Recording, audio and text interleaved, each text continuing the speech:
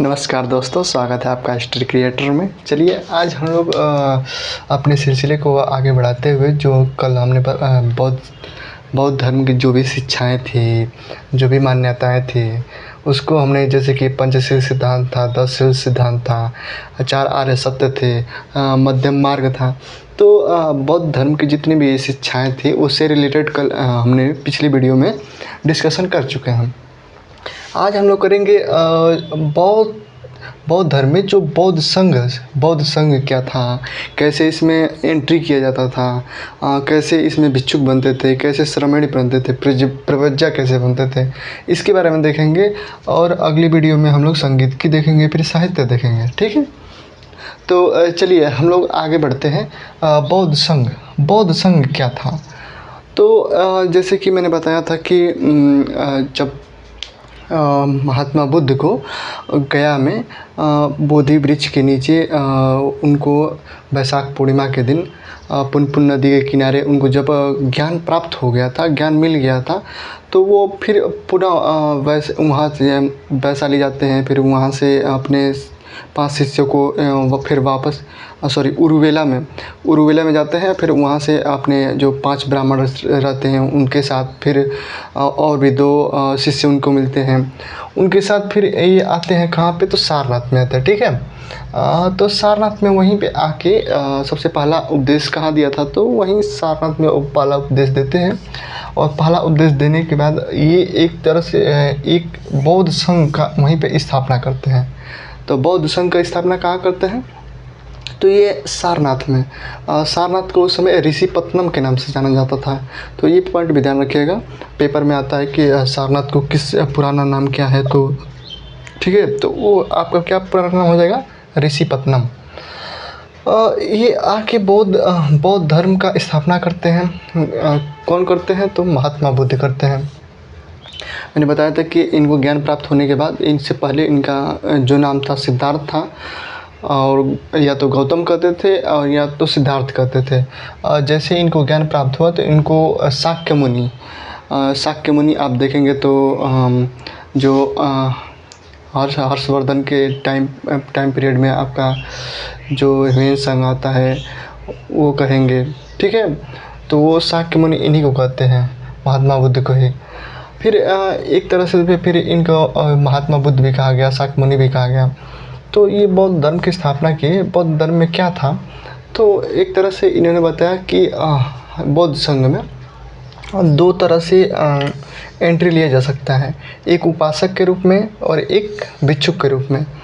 भिक्षुक वो होंगे जो संघ में रहेंगे, संघ में इनका जो गृहस्थ कार्य है, जो भी जैसे कि संघ का कार्य होगा, एक तरह से समझिए कि इनका स्वयं का कर्मचारी, जैसे किसी भी डिपार्टमेंट में देखें तो वहाँ के सरकारी जो कर्मचारी होते हैं, तो उसी तरह समझिए कि यहाँ के बौद्ध संघ में जो यहाँ रहेंगे, यहाँ के जितने भी कार्य रहेंगे, देखभाल रहेगा, प्रवचन होगा, ये सब देंगे। फिर यहाँ की जो कार्य व्यवस्था रहेगा वो संभालेंगे, तो उन्हें कहा जाता था भिक्षुक। इस उद्देश्य से जो एंट्री लेता था इसमें बौद्ध संघ में, तो उसे कहा जाता था भिक्षुक। और जो इनके मत को फॉलोअर थे, जैसे कि व्यापारी हो जाते थे, फिर किसान हो जाते थे, तो उन्हें गृहस्थ रूप से इनको फॉलो करना पड़ता था।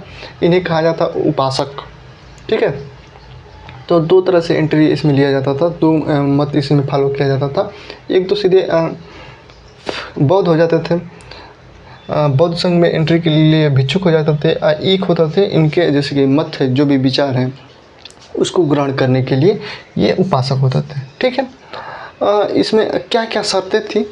जैसे कि आपको भिक्षुक भी बनना है या तो उपासक बनना है, तो इसमें क्या क्या शर्तें थी?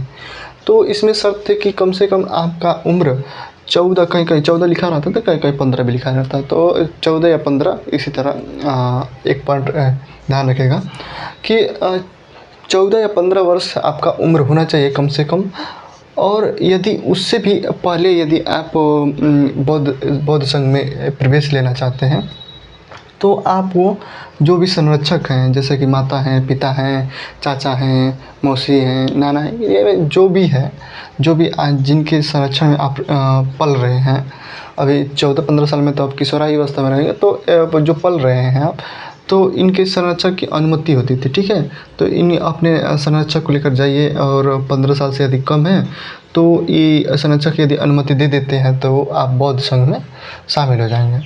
क्या क्या नहीं होना चाहिए इसमें बौद्ध संघ में, तो जैसे कि आपको कहा गया कि इसमें चोर नहीं होना चाहिए, रोगी नहीं होना चाहिए, अपंग नहीं होना चाहिए, विकलांग नहीं होना चाहिए, फिर जो ऋण लिया हुआ है, उधार लिया हुआ है, उस ऋणी नहीं होना चाहिए, जो सैनिक हैं, जो योद्धा हैं वो उनको नहीं होना चाहिए, फिर इसमें दास नहीं होना चाहिए, वृद्ध जो बूढ़े लोग हैं उनको इस संघ में माने ये संघ में इनकी योग्यताएं नहीं थी। चोर, रोगी, अपंग, विकलांग, ऋणी, सैनिक, दास, वृद्ध, ठीक है।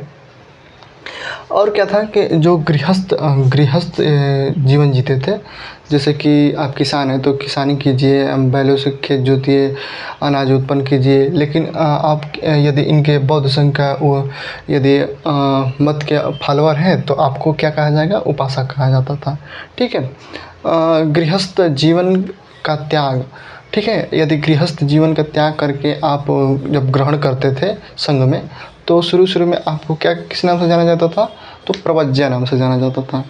जैसे कि आप गृहस्थ जीवन में हैं, गृहस्थ जीवन का त्याग करके आप ये यहाँ पे बौद्ध संघ में प्रवेश लेना चाहते हैं तो आपको शुरू में क्या कहा जाएगा, प्रवज्या। और जैसे आपका 20 साल लगभग हो जाएगा और फिर उससे भी टाइम पीरियड अधिक हो गया तो उसे श्रमेण कहा जाता था, कम से कम 20 साल होना चाहिए। 20 साल के बाद ये क्या बन जाते थे, प्रवज्या ही श्रमेण बन जाते थे, ठीक। इतना बात समझ में आ गया। फिर जो सीधे संघ में एंट्री लेता था शुरू में ही, यहाँ गृहस्थ जीवन में है, यदि अच्छा आपको लगा तो आप एंट्री ले लिए तो प्रवज्या कहे जाएंगे शुरू में, फिर श्रमेण कहे जाएंगे। 20 साल के यदि हो गए या ऊपर हो गए तो आपको श्रमेण के नाम से जाने लगेगा, ठीक है। और फिर वहीं आप शुरू में यदि एंट्री लेते हैं संघ में, ठीक है, तो आपको ताम्रेण के नाम से जाना जाएगा। यदि संघ में आप सीधे पहले पर एंट्री लेते हैं तो ताम्रेण नाम से जाना जाएगा। 5 साल तक आप एक सोचिए कि भिक्षुक आपको एक तरह से ट्रेनिंग देंगे कि क्या क्या संघ में कार्य है, कैसे कैसे फॉलो करना है। तो 5 साल के एक तरह से ट्रेनिंग लेने के बाद वो क्या बन जाता था, भिक्षुक बन जाते थे, ठीक है। भिक्षुक बनने के बाद अब क्या होता था यहाँ पे, तो यहाँ की जो कार्य व्यवस्था था वो कार्य प्रणाली कैसे थी, तो यहाँ पे कार्य प्रणाली गणतंत्रात्मक थी। गणतंत्रात्मक है कि व्यवस्था ऐसे होता है कि जो भी निर्णय लिया जाएगा तो एक तरह से समूह का ध्यान रख के लिया जाएगा। जो ज़्यादा मत रहेगा, ठीक है, जो ज़्यादा मत को जो ज़्यादा लोग जिस मत को फॉलो करेंगे वही मत माना जाएगा, तो उसी को कहा जाता है गणतंत्रात्मक। तो ये बौद्ध संघ में जो भी निर्णय लिया जाता था तो वो गणतंत्रात्मक रूप से लिया जाता था, ठीक है। इसमें क्या होता था, तो इसमें जो अधिकारी होते थे उसे आसन प्रज्ञा बोला जाता था। इस प्रणाली में जो भी एक सभा समझ लीजिए, सभा में जो भी अधिकारी होते थे इस सभा को कराते थे उसे आसन प्रज्ञा बोला गया है, ठीक है। कोरम क्या होता है, तो कोरम में कम से कम उतना लोग होना चाहिए कि किसी भी सभा का करने के लिए। जैसे कि संसद में कोरम पढ़ते होंगे कि कम से कम 1/10 का कोरम होना चाहिए, यानी कि यदि 545 या से 500-550 यदि आपके पास संसद में जगह है लोकसभा में, तो कम से कम इसमें से 1/10 इसका हो जाएगा 55, कम से कम 55 से 60, कम से कम 55 विधायक रहेंगे तभी वो जो संसद है उस पर चर्चा होगी, नहीं तो उससे कम रहेंगे तो नहीं चर्चा होगी। उसी को बोला जाता है कोरम। तो यहाँ जो कोरम था कम से कम 20 था, ठीक है। तो कोरम इसका 20 था। जो प्रस्ताव होता था, जो भी नीति था, जो भी निर्माण किया जाता था, जो भी कानून बनाए जाते थे, तो उसे जो प्रस्ताव था उसे कहा जाता था नति या वृत्ति, ठीक है। तो ये भी पेपर में आ जाता है कभी कभी कि सीधे वर्ड दे देगा, आपको आएगा कि ये क्या है। तो ध्यान रखिएगा, जो प्रस्ताव लाया जाता था उसे नति कहा जाता था, वृत्ति कहा जाता था। जो पढ़ता था, जो प्रस्ताव को पढ़ता था, सुनाता था सबको, उसे अनुसामन कहा जाता था। जो भी प्रस्ताव पढ़ रहा है, वो सुना रहा है कि ये प्रस्ताव कैसा है, उसे कहा जाता था अनुसामन, ठीक है। और इस अनुसावन के बाद ये मतदान होता था इसमें, ठीक है। तो मतदान किस प्रणाली में होता था? तो गुप्त रूप से होता था कि एक शाखा होता था, जैसे कि एक तरह से नीला सलाका और एक लाल सलाका होता था। तो नीला सलाका में यदि आपका मत यदि आपका नहीं है तो नीला सलाका में डालिए, यदि मत है तो लाल सलाका डालिए, ऐसे था।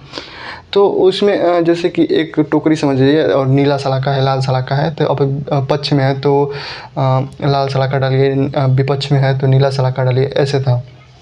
तो ये गुप्त रूप से ये मतदान होता था। फिर इसमें यदि देखेंगे तो जब विवाद उत्पन्न हो जाता था उसे अधिकरण कहा गया है, कि जब भी किसी भी मुद्दे पर, किसी भी नीति पर विवाद उत्पन्न हो गया तो उसे अधिकरण कहा जाता था, ठीक है। जब उसे बहुमत मिल जाता था तो उसे भूमस्किन कहा गया है, ठीक है। जो बहुमत से पारित हो जाता था तो उसे भूमस्किन कहा गया है। तो इस तरह था आपका ये वाला जो भी इसके बौद्ध संघ की जो भी प्रणाली था उसका भी देख लिए, इसका शर्त भी देख लिए। और थोड़ा सा देख लेते हैं कि इसमें और क्या क्या होता था। तो जो विशेष अवसर पड़ता था तो भिक्षु और भिक्षुणी धर्म वार्ता करते थे, एक तरह से सम्मेलन करते थे, वो अपने अपने डिस्कस करते थे। तो वो जो भी बातें डिस्कशन होती थी तो उसे जैसे कि हम लोग कहते हैं पंचायत हो रहा है, तो उसी को कहा जाता था उपोषद, ठीक है। उसे क्या कहा जाता था? उपोषद कहा जाता था। अरे बात समझे? चलिए, तो इस धर्म वार्ता को कहा गया है उपोषद। जो भी भिक्षुक होते थे, मतलब जो भी संघ में रहते थे, तो सुबह में उनकी जो प्रार्थनाएं होती थी तो वो बोलते थे प्रार्थनाओं में, बुद्धम शरणम गच्छामि, धम्मम शरणम गच्छामि, बुद्धम शरणम गच्छामि, धम्मम शरणम गच्छामि। तो ये वाला स्लोगन आप लोग सुने भी होंगे, और यही स्लोगन जो भिक्षुक लोग होते थे वो लोग बोलते थे, ठीक है। और भी इसका 3 अंग होता था, एक बुद्ध, एक संघ और एक धम्म। तो ये आपका इस वीडियो में था कि बौद्ध संघ में किस प्रकार से आपकी शर्तें थीं, किस प्रकार से यहाँ नीति निर्णय लिया जाता था, जो भी इसके प्रार्थना है, जो भी संघ है, उसको हमने पेपर पॉइंट व्यू से देखे हैं। तो ये इतना पेपर के लिए बहुत काफ़ी है, और यदि लिखने के लिए भी आता है तो आराम से इसमें अब पॉइंट डाल के आप इसका विस्तार कर सकते हैं, ठीक है। तो मिलते हैं अगली वीडियो में संगीतकी के साथ, ठीक है। चारों संगीतकों को अगली वीडियो में देख लेंगे। धन्यवाद, मिलते हैं अगले वीडियो में। धन्यवाद भाई।